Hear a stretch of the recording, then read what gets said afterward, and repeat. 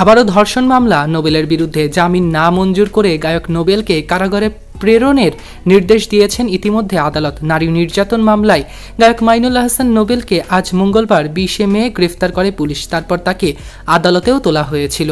মঙ্গলবার 20 মে গণমাধ্যমে এক খুদে বার্তায় নোবেলকে গ্রেফতারের তথ্য নিশ্চিত করেন ঢাকা মহানগর পুলিশের মিডিয়া অ্যান্ড পাবলিক রিলেশনস বিভাগের উপপুলিশ কমিশনার মোহাম্মদ তালেবুর রহমান। তিনি জানান, নারী নির্যাতন মামলায় গায়ক নোবেলকে গ্রেফতার করেছেন ডেমরা থানার পুলিশেরা। মামলায় এজাহারে উল্লেখ করা হয়েছে, ভুক্তভোগী ঢাকার মোহাম্মদপুরে একটি ভাড়া বাসায় বসবাস করতেন। 2018 সালে নোবেলের সঙ্গে সামাজিক যোগাযোগ মাধ্যমে তার পরিচয় হয়েছিল প্রথমে। তিনি তখন ঢাকায় ইডেন মহিলা কলেজে অধ্যয়নরত ছিলেন। নোবেলের সঙ্গে মোবাইল ফোনে প্রায়ই কথা বলতেন তিনি। এরপর নোবেলের সঙ্গে দেখাও করেছিলেন সেই তরুণী। নোবেল তাকে নিজের স্টুডিও দেখানোর কথা বলে নিজের বাড়িতে এবং নিজের এলাকাতে তার বর্তমান ঠিকানা দিয়ে চলে আসতে বলেন। এরপর সেই তরুণী ফিরতে চাইলে এক পর্যায়ে 2-3 জন বিবাদীদের সহায়তায় তাকে সেই বাড়িতে একটি কক্ষে আটক করে রাখেন নোবেল।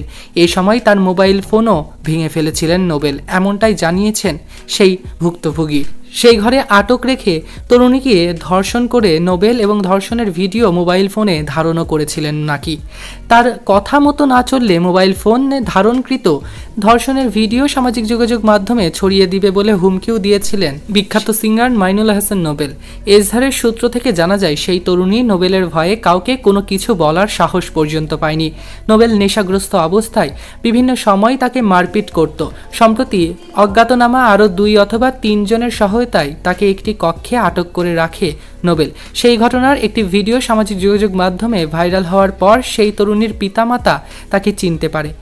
এরপর পিতামাতা তার খোঁজাখুঁজি করা অবস্থায় জাতীয় জরুরি সেবা 999-এ কল দিলে গতকাল সোমবার রাতে অনুমান 9:30টার দিকে ডেমরা থানা পুলিশের সহায়তায় তাকে সেই বাসা থেকে উদ্ধার কার্য সম্পন্ন হয়েছে। এজাহারে আরও উল্লেখ করা হয়, সেই তরুণীকে গত বছরের নভেম্বর মাসে অপহরণ করে গতকাল পর্যন্ত সেই বাড়িতেই আটকে রেখেছিলেন জনপ্রিয় এই সিঙ্গার মাইনুল আহসান নোবেল। এই সময়টাতে একাধিকবার তার সঙ্গে শারীরিক মিলন, ধর্ষণ সহ বিভিন্ন রকমের কাজ করেছিলেন নোবেল সহ তার গ্যাংয়ের সকলে। এ নিয়ে আপনাদের কি মন্তব্য কমেন্টে জানাতে ভুলবেন না। সৈকত আহমেদ নূর, সেলিব্রিটি লাইফলাইন।